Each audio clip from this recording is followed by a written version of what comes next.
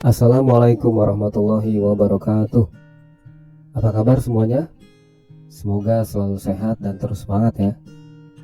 Pada kesempatan kali ini, kita akan belajar tentang Nabi dan Rasul. Coba nih, yang lagi nonton, kamu tahu nggak siapa Rasul pertama yang diutus ke muka bumi? Apa sih persamaan dan perbedaan antara Nabi dengan Rasul? Mari kita simak penjelasan berikut ini. Nabi dan Rasul sama-sama mendapatkan wahyu.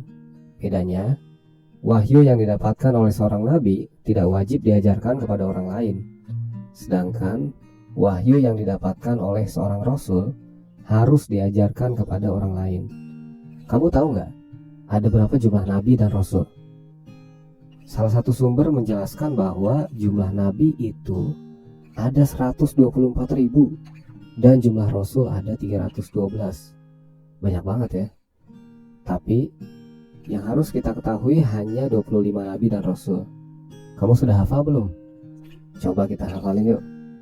Dimulai dari Nabi Adam, Idris, Nuh, Hud, Soleh, Ibrahim, Lut, Ismail, Ishak, Yakub, Yusuf, Ayub, Syuaib, Musa, Harun, Zulkifli, Daud, Sulaiman, Ilyas, Ilyasa, Yunus, Zakaria, Yahya, Isa, dan yang terakhir adalah Nabi Muhammad SAW.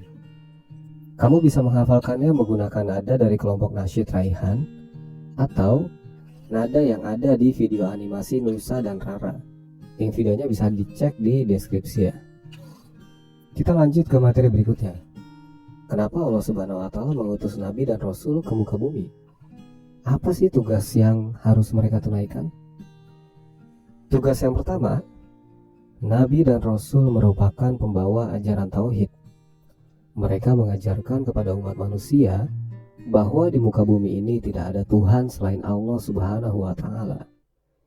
Tugas yang kedua, para nabi dan rasul membawa kabar gembira kepada hamba-hamba Allah yang taat, agar mereka semakin semangat dalam beribadah dan bersabar saat menghadapi cobaan. Tugas yang ketiga, nabi dan rasul memberikan peringatan kepada manusia yang ingkar, manusia yang tidak mau mematuhi perintah Allah Subhanahu wa Ta'ala. Mereka diperingatkan agar mau bertobat dan kembali ke jalan yang benar. Tugas yang keempat, yaitu membina akhlak manusia. Sebagaimana dijelaskan dalam hadis Nabi yang berbunyi, Innama bu'aitsu liutammima makarimal akhlak. Kata Nabi Muhammad, ia diutus ke muka bumi untuk menyempurnakan akhlak. Nabi dan Rasul merupakan manusia yang mulia. Mereka memiliki sifat-sifat yang wajib dimiliki. Kita dapat menyingkatnya dengan kata fas. Fas adalah singkatan dari fatonah, amanah, sidik, dan tablik.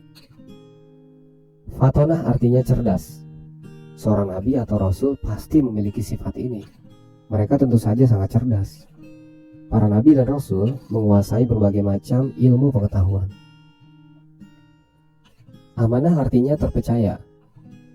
Mereka juga orang yang amanah. Ketika berjanji, pasti ditepati.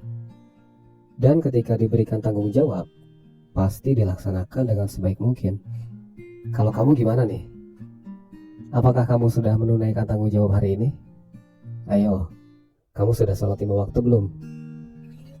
Kita lanjut ya. Sidik artinya benar atau jujur. Nabi atau Rasul selalu menyampaikan segala sesuatu sesuai dengan fakta yang ada, tidak pernah menambahkan atau menguranginya. Dan tablik artinya menyampaikan. Nabi dan Rasul tidak pernah takut menyampaikan ajaran-ajaran dari Allah Subhanahu wa Ta'ala. Walaupun mereka menghadapi berbagai macam ancaman, mereka tetap menyampaikan kebenaran. Ada sifat-sifat yang tidak mungkin dimiliki oleh Nabi dan Rasul. Sifat itu dinamakan sifat mustahil. Sifat ini adalah kebalikan dari sifat wajib. Bisa kita singkat dengan kata baki kiki, yaitu balada, khianat, kizib, dan kitman. Baladah artinya bodoh, khianat artinya ingkar janji, kizib artinya berbohong, dan kitman artinya menyembunyikan. Seorang nabi ataupun rasul tidak mungkin memiliki keempat sifat ini. Bahkan mereka tidak mungkin memiliki salah satu dari empat sifat ini. Yang terakhir adalah sifat jais rasul dan nabi. Sifat jais adalah sifat seperti manusia biasa.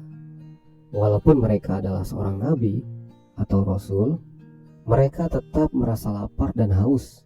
Mereka juga bisa merasa lelah dan ngantuk. Pada dasarnya setiap nabi dan rasul memiliki fisik seperti manusia pada umumnya. Mereka juga memiliki hati sebagaimana kita semua. Perbedaannya, kehidupan mereka ditempa dengan berbagai macam rintangan dan cobaan. Saking luar biasanya, derajat mereka bahkan mengalahkan derajatnya para malaikat. Setelah mengetahui semua hal tentang nabi dan rasul, kita memasuki pembelajaran yang paling penting, yaitu beriman kepada nabi dan rasul. Seperti yang sudah diketahui, beriman kepada nabi dan rasul merupakan salah satu rukun iman. Oleh sebab itu, iman kita menjadi cacat jika tidak meyakini keberadaan nabi dan rasul. Apa sih yang dimaksud beriman kepada nabi dan rasul? Beriman kepada nabi dan rasul secara istilah artinya kita harus mengimani bahwa Allah Subhanahu wa Ta'ala mengirim utusannya ke muka bumi. Kita juga harus mengimani kerasulan mereka dan kebenaran ajaran yang dibawanya. Ada 3 poin yang bisa kita garis bawahi, yaitu kita harus meyakini adanya utusan Allah, kita juga harus meyakini kerasulan mereka dan kebenaran ajarannya.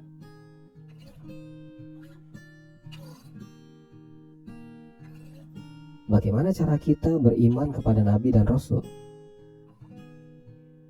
Yang pertama, kita tidak boleh membeda-bedakan antara satu rasul dengan rasul lainnya.